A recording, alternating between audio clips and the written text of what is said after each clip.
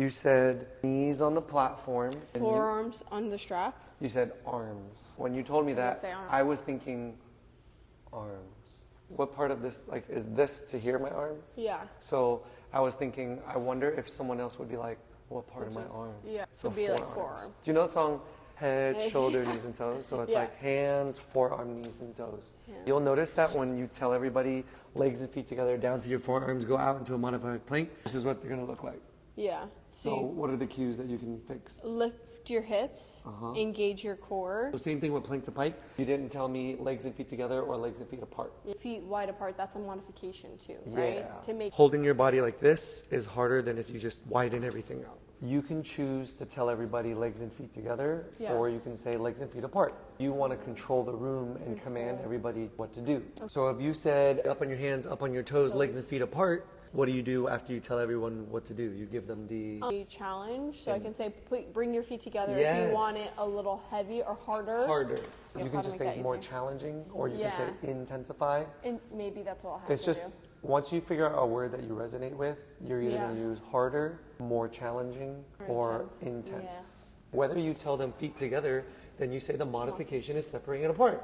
If you tell them everybody apart, then you can say intensify feet together.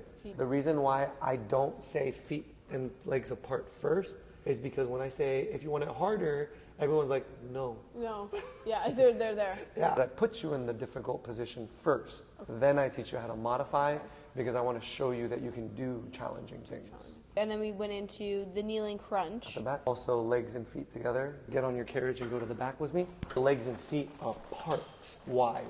Tuck your elbows in front and then lean down and back into your modified plank. What do you feel that's different? You probably feel a little bit more oblique. Yeah. I want you to be open-minded. Don't be afraid to like, well, what if I did this? Then you go in and you do it yourself. I have clients do it with me. Someone tall, someone short, someone petite, someone larger. I have another instructor do it, and I do it. Then you learn from multiple different body types and people what people feel, not only how to do it, but also to say, if you're feeling this, then you need to do this. Because a tall person might tell you something that's discomforting. Talk to them and then you try to troubleshoot it. And then if you see a tall person, the cue is, if you feel this, then try to do this. It's probably like how it is at your job. Like a problem with one person is not always the same with another. But the more that you deal with different types of people, you're more able to like fix the problem faster without knowing kind of who they are at the beginning. Like you're just quicker on your toes. How do I get you in that 1 minute and 30 seconds to feel the best in that spot? You pick one person to fix, and that's all you can fix. It's like a superhero. Your girlfriend or your boyfriend's in trouble and your best friend's in trouble. Like, where do I go first? Because you can't go to both. Pick one. When you're done fixing that person, you look at the timer and it's like 40 seconds and you have 20 seconds left. You have to make that decision whether or not you have time to fix another person or not. And you won't know until you try. If you fix them and then you go over the 1 minute, you have to start them at 1 minute and 15 seconds. You have to remember for the next leg, it's going to be 1 minute and 15 seconds. You have to make the adjustment. Learn how to set them up, how to execute, how to cue. If you really want to get better at form correction, pick 5 people to correct in one class. 1 for abs, 1 for legs, 1 for other leg, 1 for oblique, 1 for here. You got 5. That way you don't stress yourself out. In a large group class, you can only correct so many people. How many routines do you curate? I just make it up every time I teach. I have sequences in my head. I think that's also where I'm like, how do I... So the reason why I only gave you a set number of exercises in this book is because I just want you to get good at these ones first. Because they're all mainly at the front. But once you get better at teaching from the front, you're more able to teach stuff at the back. And when you start going to the back, it's heavier. And people might struggle. If you don't know how to teach the front, how can you teach the back? The more you make routines, the better. People think, oh, I can't remember all these exercises. And you don't have to. You remember the exercises because of making routines. And the more you make routines and the more you teach it, the more you'll remember it. That just comes in time. Initial training, and then now you have to apply everything. And there's going to be times that you forget or make an error, and you learn from it, and then you remember it better. What's next? Kneeling crunch. To start on the carriage, push back to the back, hold on to the black handlebars behind the strap on the carriage, forearms down on the platform carriage strap, and so your elbows will be against that carriage strap. Hands up to intensify and down to modify. Shoulders in line with your elbows. Let your legs go back into a modified plank position. Crunch, lifting your stomach, turning your head down to look at your thighs. Releasing the chin, the head, the neck, the chest. I don't like that. Why does that feel weird? It just sounds like a lot. Yeah. So when we teach, we have to assume people don't know what something is. Earlier, when we did saw, you said now saw. Not everyone's going to know what that is. Instead of saying crunch, how could you explain a crunch without saying crunch? I'm going to lift my stomach. There you go. Round my spine. Yes. Eyes to thighs. That's what you say, and I'm going to take it because that made a lot more sense. Okay, great. Right, but did that make sense on like Yeah. that's what initially is your movement? Yeah. Because it's not your knee, right? No, yeah. So what moves the carriage first? It's lifting, Yeah. then rounding. Then I want you to just lift and your round and not tuck your chin. Don't tuck your chin. Lift and round. There's Yeah. not that much rounding or flexion. Now tuck your chin and it helps you round even more. Right. Lift, round, press down your forearms to help down you your lift and round more. This is going to help you take it out of your knees and make your knees Yeah. feel lighter, because now what you're doing is you're pushing down to help you scoop and lift and hollow, taking the weight out of your knees. Yeah. The reason why I said lift, round, tuck, crunch is because it's 4 words and there's 4 beats.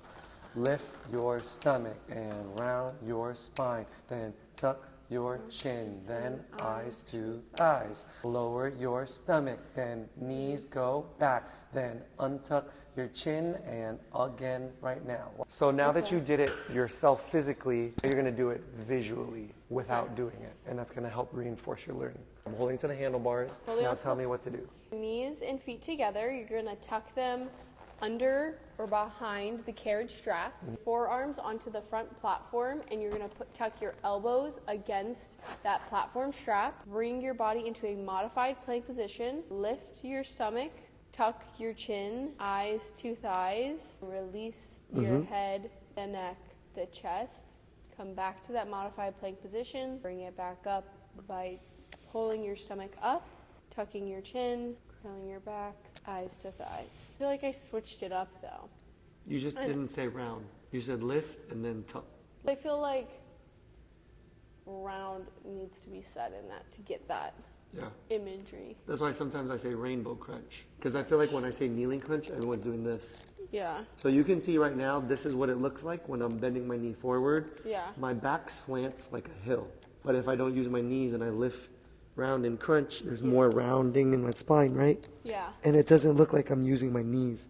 Transition me up to a high panther. So in 10 seconds. So in 10 seconds, we're going to go and meet for a high panther, and you're going to have your hands on the black handlebars. 3, 2, 1.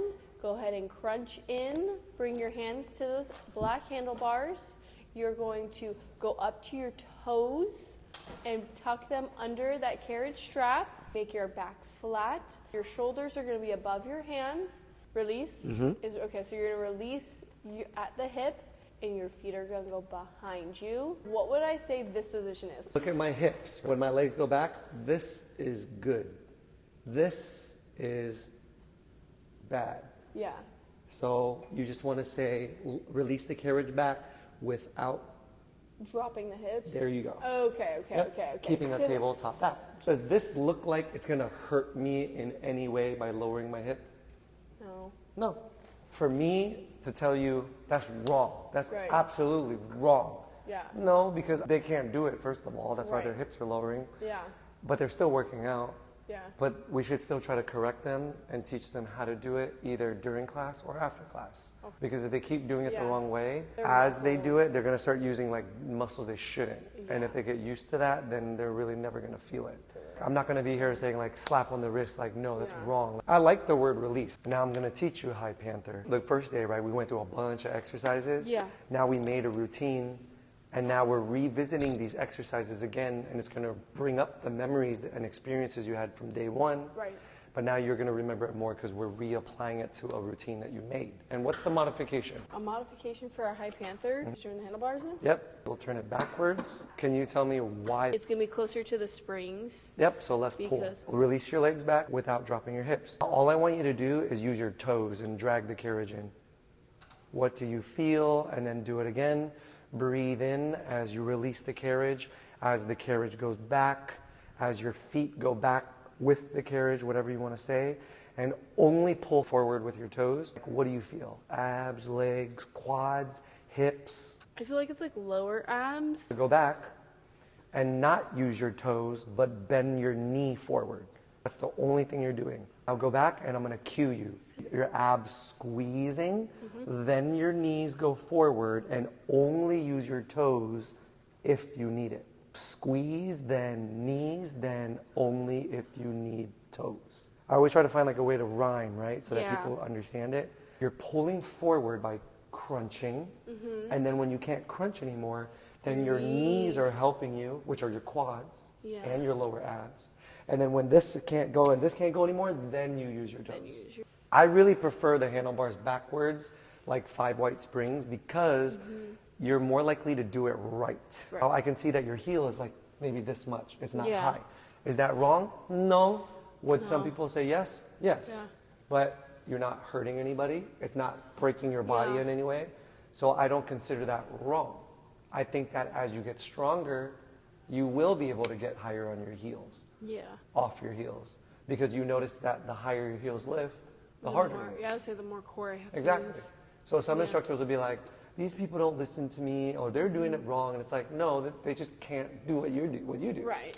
So when you learn the whys, you're less likely to judge. You know how when I was doing it, you said re, and then you paused for a second? You knew what you wanted to say, which was release, but you held back. Yeah. And I think that you should just trust what you're going to say. If a kid can understand you, then like your cues are great. Yeah. This is like a slingshot. And then release. Yeah. Back, forward, in, out, push, pull. Like those are just like the easy words to say. What you said for plank to pike was lift your hips, right? You can say lift your belly button. You can say lift your stomach. You can say lift your butt. Whatever comes out of your mouth is probably what you're used to saying, and it'll sound more natural. Because if you're trying to recall or think of a different word when you're teaching, people are going to be like, why does she sound unsure? Because that's what it sounds like, you're unsure. Yeah. But for me, I understand that you're trying to recollect. Yeah. And that's two different things. Now what we're going to do is we're going to use the timer. I'm just going to run through it first. We're going to get started with a saw. Make sure you're on 1 white spring. And what we're going to do is we're going to kneel on the platform, legs and feet together, down to your forearms, palms up or down.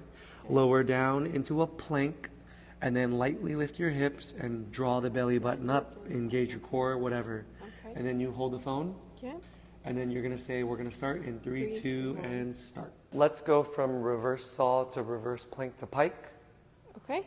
And stop there. And learn to like walk around. Instead of just stand there. I think one of the bad things that people write in reviews is the instructor's just standing there on her phone. And I tell instructors, when you use your phone because you don't have a watch or you forgot it, you have to tell everybody why you're using the phone. When I'm in front demoing, I'll turn my phone backwards so they can see that the timer's going, to just make sure that they know I'm not on it. Today we're going to start with a reverse saw. So you're going to start with your knees on the front platform, forearms against that carriage strap. Your knees and feet are going to be together, tucked behind that platform, and your elbows are going to be tucked under that carriage strap. Lower your hips. You're going to lift your stomach up to have a flat back. You're going to come out of your shoulders and you're going to push forward with your elbows in 3, 2, 1. Push forward until 3. That's okay, keep going. Okay, great. And then you're going to pull back into with your lats till your shoulders are aligned with your elbows, and you're going to saw forward. This is what the saw motion would be, where your shoulders are out, your lower back is lifted with your hips, and you're staying in a modified plank position. See how much time you have left over? That was 31 seconds. Yeah, so what else can you give me? Okay, so from here we can also do a challenge in 15 seconds. What you're going to do is you're going to meet at a halfway point in 5, 4, 3, 2, 1. We're in that halfway point. You are going to saw forward 2 inches, back 2 inches. Forward 2 inches, back 2 inches. And you're going to keep doing this for another 10 seconds for your challenge. In 3, 2, 1, back to full range for you for another 30 seconds. And then from there, we're going to go into a reverse plank to pike. So keeping that core engaged, keeping your shoulders out, shoulders up, keeping the weight in your forearms. You can have your hands down to modify. Hands up is going to be more of a challenge. Good. In 15 seconds, we're going to crunch it in and then go into our plank to pike. In 5, 4, 3, 2, 1. Stop it, but don't reset it. What's the time? 1:51, because I was going to do a 10-second transition. Okay, yeah. Is Don't that worry fine? about the 10-second transition. Okay. So we'll stop there because... Okay. Cool. Now You got what we're going to feedback. do is What's get the you on the feedback? machine. Okay. We're just learning how to use the time. Okay. So that's it. Okay. So that you're not burning yourself out. Cool. So we're off about 9 seconds, right? Yeah. And I'll show you what happens. Kneel on the front platform, knees and legs together, down to your forearms, palms up or down, Yeah. lower down into your plank, and then pick up your hips a little bit, tighten your core. We're going to get started in 3, 2, 1. Now begin pushing the carriage to slide the carriage or open the carriage, and then bend the elbows to close the carriage or slide the carriage in. Like that better, dang. Now we told everybody where to go and how to move. Then the next thing I should say is if you need to modify, palms down or a second white spring. If you want to intensify, you can walk your forearms to the second line or get up on your toes. And look, we have so much time. Yeah. I go over, I correct somebody, blah, blah, blah, blah. Right. And look, there's just so much time. Yeah. And one thing I want you to get used to is it's okay to be quiet. Okay. Yeah, because that's weird for a lot of people. Yeah, that's what I was like, I feel like I need to keep talking. Yeah. So Okay. now we're going to look at the 49 seconds, and I'm going to say This is this. your challenge. In 10 seconds, we're going to go out halfway or all the way in 5, 4, 3, 2, halfway out and hold. As you hold, breathe. If your hips are sinking, lower it down. In 5, 4, 3, 2, in 2 inches, out 2 inches. So I had you hold for 10 seconds, Yeah. and now I'm going to have you do 20 seconds. So when it's Yeah. 19 in 10 seconds, we go back to full range. And if There you what have I say is that. you can crunch if you want to in 5, 4, 3, 2, back to full range. Range. And then you do it for another 30. Okay. Yep. And then at the 1 minute and 49 seconds, That's I when you say in. transition. Because Yeah. when I say in, it's 49. When I say 10, it turns to 50, which is Yeah. 10 seconds. So here we go. We're almost there, everybody. Get ready.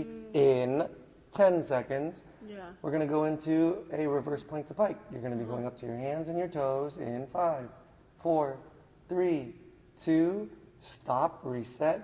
Crunch in, Yeah. everybody. Up on your hands, up onto your toes, into a plank.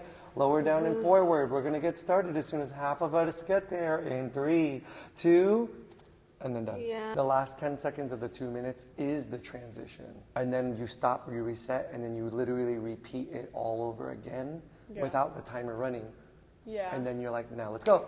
Start Now the let's timer. do it. You say what we're going to do next. Yeah. Then you repeat it again.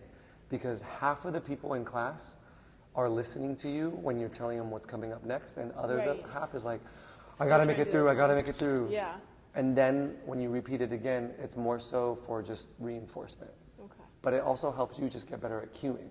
So it's a win-win like for everybody. Now that you understand how to use the timer, Yeah. I don't expect you to do 10-second hold, 20-second pulse, because within 10 seconds, it might be very fast for you. Okay. And you might be like, oh my God, it's too fast. Yeah. So what you could do is you can just have them pulse for the whole 30. Oh. Or you can say, Oh. in 10 seconds, we're going to meet halfway out. In 3, 2, 1, halfway out. Now pulse. Yeah. You just tell them halfway out, pulse. Yeah. And you have them pulse for 20, and then you have them hold for 10. Okay. That is a little easier as a new instructor. And what's even easier is if you just say, pulse, Pulse. Yeah. whatever. Okay. Right? Let it go. The holds for me is in 10 seconds, we're going to hold. In 3, 2, 1, halfway out, hold. Remember to breathe. Lightly lift your hip. Engage your core. We're going to start in 3, 2, 1. It's like a calm My moment. 10 seconds is like, I know you've been doing this for 1 minute and you're tired. Yeah. So I need to hold you first, put you back into the right form, like how we started. Now pulse. Yeah. That's okay.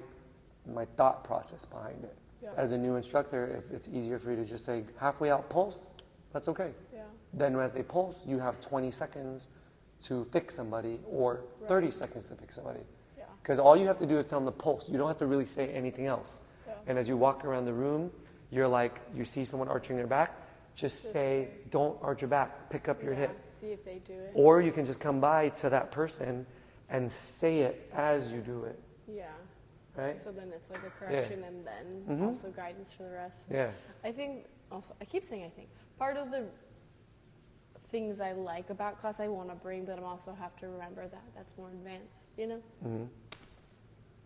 It comes with Yeah. time. But I don't think that it's wrong for you to want that now. Yeah. That's drive and ambition. And I think with those and courage and confidence, you can do it. So now we're going to do plank to pike to switch it up. We're going to face the back and we're going to do a reverse plank to pike. So you're going to start with your knees and feet together on that platform. Your hands are going to go on the sides of the carriage where those little grooves are. From here, you're going to go to your toes on that front platform and you're going to push yourself out. From here, you're going to have a flat back in a plank position. And we are going to lift at the hips in 3, 2, 1. You're going to lift with the hips, keeping the legs together, the shoulders level, and you're going to lower down into the carriage, which is great. If you need any modifications, you can have your feet wider apart.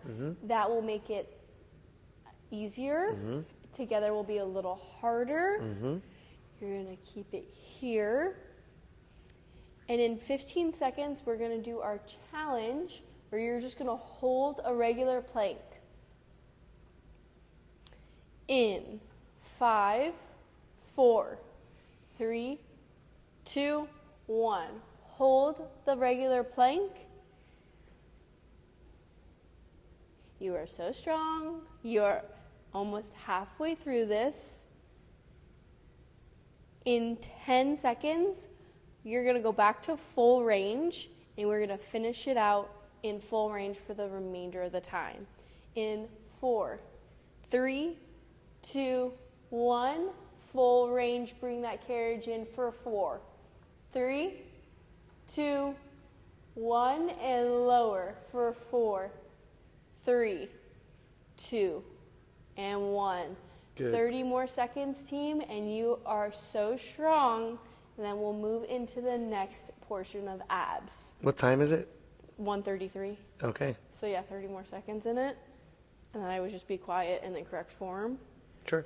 And then you'll tell me at the 149. At the 149 mark, we would be going into Saw. a saw.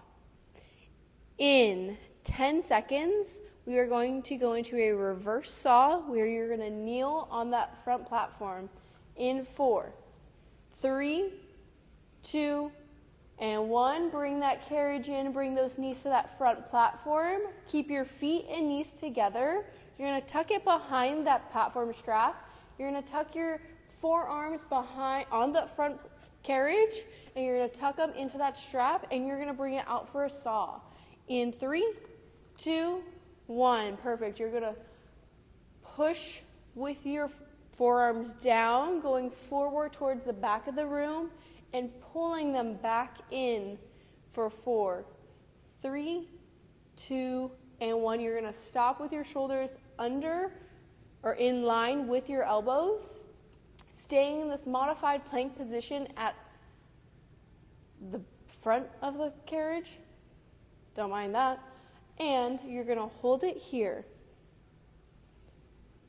It's 33 seconds? No, I'm sorry. I didn't mean to say hold. Okay. That was my bad. You're going to keep it here for full range. And then in 10 seconds, we're going to go into a crunch. Or just, what would you do as a little thing? Oh, you're going to bring it halfway, and you're going to pulse to make it in 5, 4, 3, 2, and 1. You're going to bring it halfway, and you're going to go out for 2 inches, and in for 2 inches. Good. Out for 2 inches. And you're going to be holding this challenge for another 10 seconds. And then we'll go to full range. Is it 23? Yeah. Yeah. In 3, 2, 1. Back to full range. Good. So, how do you like it? You getting better at it? I think so. Yeah. I also kind of kept that one going, and I had a 20-second transition, and that's where I was like, don't do that again, Al. Yeah. That did mess you up. It's better just to stop, reset, and do it again. Yeah. But I mean, it's not wrong if you keep. Oh no, it is because if it kept going, then you lost the track of time. Yeah, that's where I was like, because I wanted to see if that would, having that bucket. If I was like, okay, so in your 2 things, it's gonna go for 2 minutes, 20 seconds. Yeah. And I was like, maybe that would be, or 4 minutes, 20 seconds, or 4 minutes, 30 seconds, and you can have 15 seconds for transition each time, and 2 minutes for that. But then I didn't fully see what time I started the next one, and I was like, this is not what you like. So I like the curiosity, right? Because you tried something that you wanted, and then you noticed that it was a little hectic to know when you started, when the 1 minute was, when the pulse. So that's why now you know that it's easier to stop, reset, say whatever, and then say we're going to start in 3, 2, 1. I wonder what's going through your head that makes you spit out certain words and you're like, oh, I didn't mean to say that. Part of what I didn't like when I said it was for the saw, it was to bring it forward and then you pull it back. I liked that. But then the other piece where I think I'm trying to fill space and I was trying to say engage your core. I think I said lift your back, and I was like, that's not what I want you to do right here, because I don't want you to be up and in that like a cat. I want you to stay together, but I needed to say engage. Yeah. And I said lift, and so that's where I was like, don't. So I think it's just working through what I intend versus what is actually coming out. Yeah, and the more you practice, the more you're going to say, I don't like that. Like how you said, stop saying I think. Yeah. You're going to say stop saying something, and then you're going to get better at what you want to say. What's the opposite of pull? Push. So there you go. Push the carriage out, Yeah. pull the carriage in. Release, bring in. Back, forward. Legs go back with the carriage. With the carriage. And then knees go forward with the carriage for a panther. The reason why I say with, right, is maybe someone's like back, and then they get confused. Yeah. So if I say back with the carriage, they're like, they resonate more with the carriage, and they're like, oh, back with the carriage, but they don't understand what back without the carriage is, right? So what I like saying is open and close. Open and close. See, that's right? Open and then close. Yeah. But I also say slide out, slide in, because when I talk, I'm trying to talk to the people that understand slide, but I'm also talking to people who understand open. Yeah. So that's like the thing about it that you'll get over time.